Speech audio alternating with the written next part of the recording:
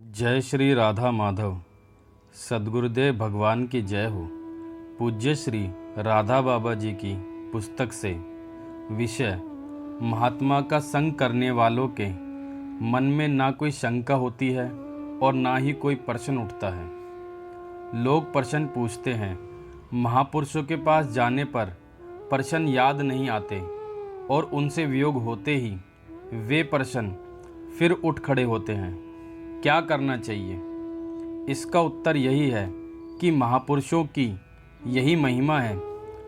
प्रश्न उधेड़ बुन सब के सब अंधकार में ही होते हैं। महापुरुषों के सामने जाने पर अंधकार मिट जाता है, फिर प्रकाश ही प्रकाश बच जाता है।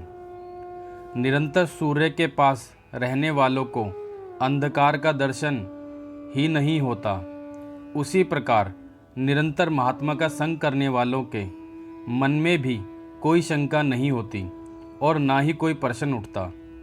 वहाँ केवल प्रेम की धारा ही नित्य निरंतर बहती रहती है। श्री नारायण स्वामी जी वृंदावन के एक बड़े ऊंचे महात्मा हुए हैं। लोग देखते कि वे प्रतिदिन कुसुम सरोवर से दौड़ते हुए 1-2 मील जाते, फिर वहाँ कुछ ही क्षण ठहरकर पीछे की ओर दौड़ते हुए कुसुम सरोवर पहुँच जाते। प्रतिदिन उन्हें ऐसा करते देखकर लोगों ने पूछा, बाबा ऐसा क्यों करते हो? स्वामी जी ने बहुत आग्रह करने पर बताया, क्या बताऊं, मैं देखता हूं कि श्री कृष्ण सामने खड़े हैं, मुझसे रहा नहीं जाता। मैं पकड़ने के लिए दौड़ पड़ता हूँ, वे भागते हैं, मैं भी भागता हूँ। जब दौड़ते दौड़ते थक जाता हूँ तो देखता हूँ कि अब वे मेरे पीछे की ओर खड़े हैं, मैं भी पीछे मुड़ जाता हूँ। मैं पुनः पकड़ना चाहता हूँ, वे भागने लगते हैं, मैं भी पकड़ने के लिए दौड़ता हूँ। इस प्रकार दौड़ते दौड़ते कुसुम सरोवर वापस आ जाता हूँ। लोगों ने पूछा, बाबा श्री कृष्ण से कुछ पूछते ही क्यों नहीं?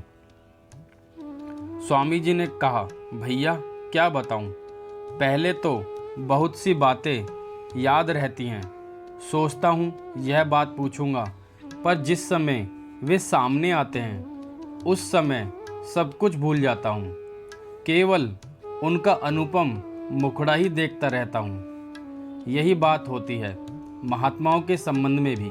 जिनके सामने उनका जितना अधिक पर्दा उठा रहता है, वह मनुष्य उतना ही अधिक उनके प्रेम को ग्रहण करता है। प्रेम ग्रहण होने लगने पर शंका प्रश्न नहीं होते। जो प्रश्न होते भी हैं वे सर्वदा अलौकिक प्रेम के अंग ही होते हैं, प्रेम में होते हैं। प्रेम के प्रवाह को और भी प्रखर बनाने वाले होते हैं। जय श्री राधा माधव।